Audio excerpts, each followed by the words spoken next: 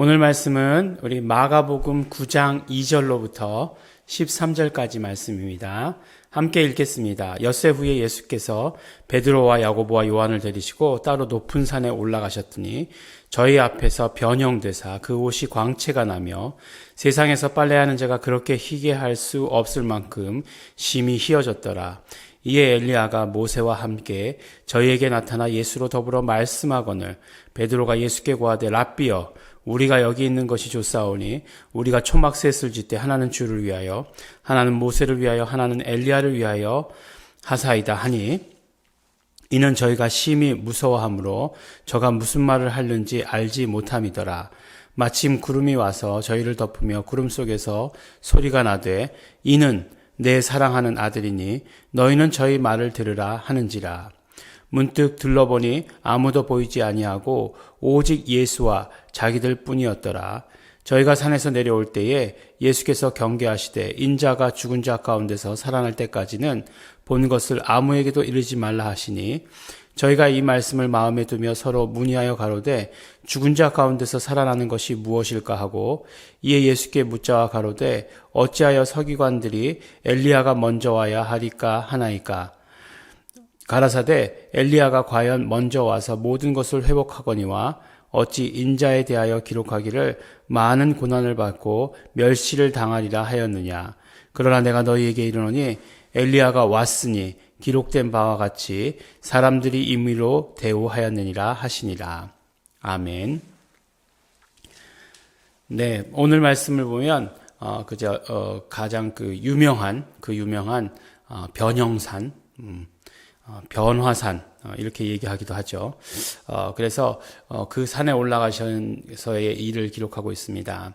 베드로와 야고보와 요한만 데리고 올라가셨어요. 근데 예수님께서 기도하시다가 그 산에 올라가셨는데 앞에서 모습이 변하신 거죠. 어떻게 변했습니까? 그 옷이 광채가 나며 세상에 빨래하는 자가 그렇게 희게 할 수 없을 만큼 심히 희어졌더라. 네, 이게 굉장히 표현 멋지지 않습니까? 빨래를 얼마나 희게 했으면 그거보다 더 하였다. 그러니까 예수님의 정말 광채가 나는 거죠. 그냥 하얘만 가지고 되는 게 아니죠. 빛을 받아야 되는 거죠. 네. 그 정도로 이제 예수님의 모습이 바뀌었습니다. 근데 베드로가 이제 그러니까 예수님께서 엘리야와 모세와 더불어 이렇게 이야기했다 그러고 베드로가 이제 초막셋을 짓고 그들을 위하여 초막셋을 짓자 그랬는데 6절 말씀을 보니까 이는 저희가 심히 두려워함으로 저가 무슨 말을 하는지 알지 못함이더라. 네, 이렇게 횡설수설이더라. 이렇게 얘기하고 있습니다. 근데 이제 중요한 장면이 나오죠. 가장 중요한 장면은 무엇이냐면 구름이 와서 저희를 덮으며 구름 속에서 소리가 나되 이는 내 사랑하는 아들이니 너희는 저의 말을 들으라. 이렇게 말씀합니다. 그러니까 어떤 면으로 보면 이 말씀 하나님께서 직접 예수님께 대해서 이는 내 사랑하는 아들이다 라고 이렇게 말씀하시고 있지 않습니까? 이는 내 사랑하는 아들이다. 보면은 우리 그 마가복음을 보면 그 마태복음과 달랐던 것은 베드로의 신앙 고백이 예수님 당신은 그리스도시요 살아계신 하나님의 아들이십니다가 아니고 예수님 당신은 그리스도입니다 라고만 그쳤잖아요. 그런데 바로 신앙 고백이 나오고 그 다음에 사건들을 통해서 하나님께서 직접 말씀해 주시는 것으로 무엇이라고 말씀해 주시냐? 바로 저는 내 사랑하는 아들이다. 내 아들이다. 라고 이렇게 말씀해 주시잖아요. 그러니까 바로 그 마가복음을 통해서도 똑같은 고백을 우리에게 가르쳐 주시고 또 강조해 주시고 계시다라고 하는 것을 우리는 알 수 있게 되는 것입니다. 그리고 나서 말씀이 무슨 말씀이냐면 이는 내 사랑하는 아들이다 라는 말씀이 하나님의 말씀이죠. 하나님께서 직접 나오셔서 하신 말씀이니까 굉장히 중요한데 그 다음에 명령으로 하신 말씀이 더 중요하겠죠. 예. 너희는 그의 말을 들어라 라고 하시는 그 명령의 말씀이 굉장히 중요한 것 같아요. 이 말씀을 딱 들으면서 이게 누구 말씀이라고요? 하나님께서 직접 하신 말씀이에요. 여러분들 지금 그렇게 살고 계십니까? 하나님께서 직접 말씀하신 대로 예수님의 말씀만 들으면서 살고 있습니까? 말씀을 들으라 라고 하는 것은 단순히 귀로 듣는 것만을 의미하는 것입니까? 그것이 아니라고 하는 것은 우리 초등학생들도 다 알고 있는 것 아닙니까? 예. 엄마가 네, 애들한테 막 얘기했는데 너 뭐 내가 얘기하는 소리 안 들려? 다 그랬는데 아이들이 다 얘기하죠. 그럼 뭐라고 얘기합니까? 다 듣고 있어! 막 얘기하잖아요. 그렇지만 엄마가 얘기한 것을 행동으로 옮기지 않으면 그 듣고 있는 것이 아무 소용이 없는 거잖아요. 그걸 듣고 있다라고 얘기하는 것 아니잖아요.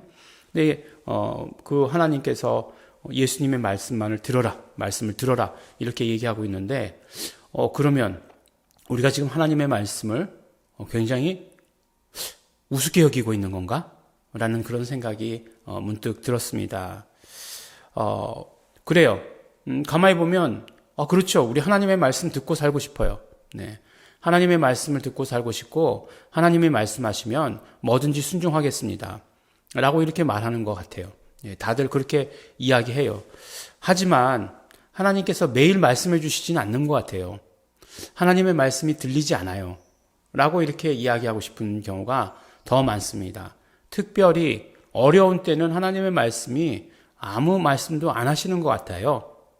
라고 이렇게 생각하고 그렇게 이야기하는 사람들 많이 있습니다. 주변에서도 많이 본 것 같아요. 그러면 이게 뭘까? 아니 말씀이 들려야 말씀을 하지, 말씀을 듣지, 뭐 이런 생각을 하게 되는 것이잖아요. 근데 이런 이야기가 구약의 사무엘서에 나와 있습니다. 사무엘서에 보면 이제 사무엘이 한나가 어렵게 낳은 아들이잖아요. 그래서 한나가 사무엘에 대해서 서원을 합니다. 하나님께 바치기로 서원을 하죠. 그래서 한나는 어렸을 때부터 어디에 있었죠? 그 제사장 집에서 자랐잖아요. 그때 제사장이 누굽니까? 엘리 제사장. 엘리 제사장 집에 이제 있었어요. 뭐 엘리 제사장이 한나 보고서 이제 기도하고 있는데 그러지 않습니까? 넌 낮부터 술 마셨냐? 뭐 이런 식으로 얘기하고 그랬던 장면들도 있잖아요. 근데 이제 그 하나님께서 사무엘을 부르시는 장면이 나와요. 사무엘아 사무엘아 불러요. 그러니까 사무엘은 어리고 하나님의 부르심에 하나님의 음성에 대한 그 경험이 없기 때문에 소리를 들었는데 이 소리는 그러면 당연히 엘리 제사장이 불렀겠지. 그리고 갑니다. 그래서 갔는데 안 불렀다는 거잖아요. 뭐 너 꿈을 무슨 꿈을 꾼 거냐 뭐 이런 식으로 얘기했겠죠. 그래서 이제 다시 가서 잡니다. 두 번째로 부르잖아요. 두 번째로 불렀는데도 엘리 제사장이 아니 나 안 불렀다 이렇게 얘기합니다. 그리고 나서 엘리 제사장도 그래도 제사장이라 뭔가 이제 그 낌새가 있었죠. 다음번에 그런 소리가 들리거든 제가 여기 있습니다 라고 대답해라. 하나님께서 부르십니다 라고 이렇게 이야기를 하고 그 다음 세 번째로 진짜 사무엘을 부르시잖아요. 그렇게 얘기합니다. 그런데 이때를 뭐라고 얘기하냐면 여호와의 말씀이 희귀하여 라고 이렇게 얘기합니다. 그 당시가 여호와의 말씀이 희귀하여 이상이 흔히 보이지 않았더라 라고 이렇게 이야기하고 있어요. 그러니까 그때의 시대 상황은 어떤 시대 상황이냐? 죄악이 관영하고 죄가 그냥 모든 것을 다 뒤덮고 있었던 그런 상황이었다는 거죠. 죄가 그런 관영한 그런 시대였다는 것입니다.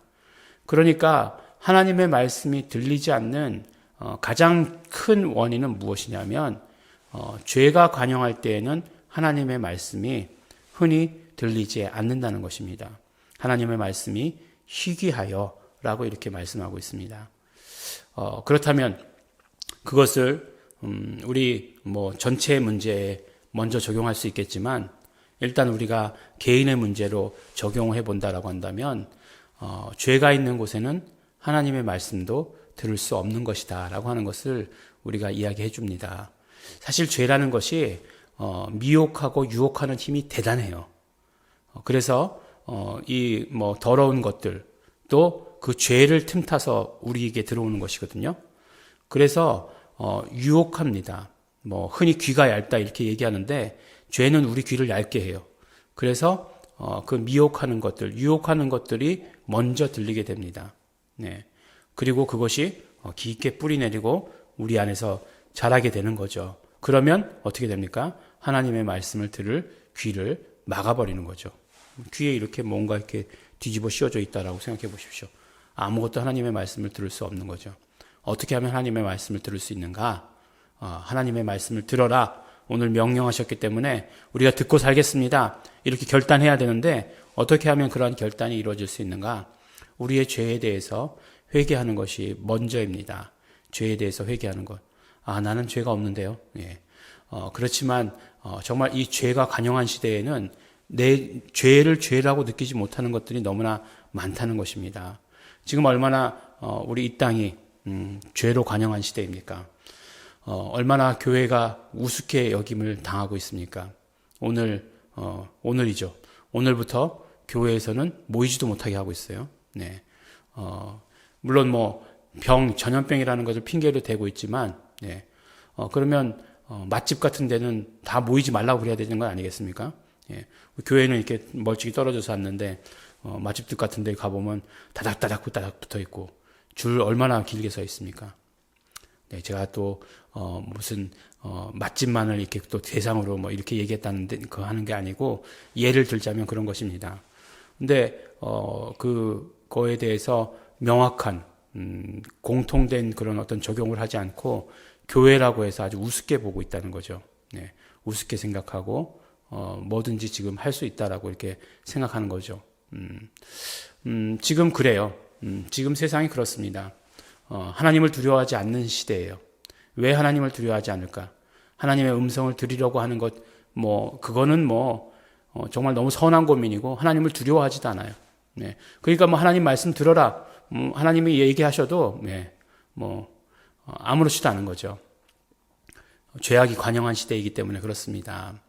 더욱더, 이때에 죄의 문제에 대해서 우리가 소홀하거나 죄의 문제에 대해서 그냥 좋은 게 좋은 거지 식으로 넘어가면 계속해서 하나님의 말씀에서 멀어질 수밖에 없습니다.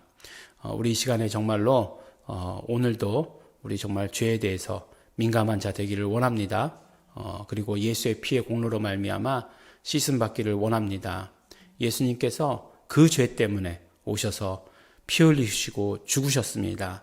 그 사실을 기억하면서 우리의 모든 죄들을 용서함 받기를 소원하시면서 그래서 하나님의 말씀을 듣는 자, 예수님의 말씀을 실제로 듣는 자, 듣고 행하는 자, 순종하는 자가 되기를 또한 예수 이름으로 축원합니다. 기도하실 때 우리 오늘 말씀대로 먼저 회개하시면서 예수의 피를 의지합니다. 회개하시면서 또 결단하시면서 또 그러나 그 피로 모든 것을 이루어 주신 것 감사하시면서 우리 함께 기도하시겠습니다.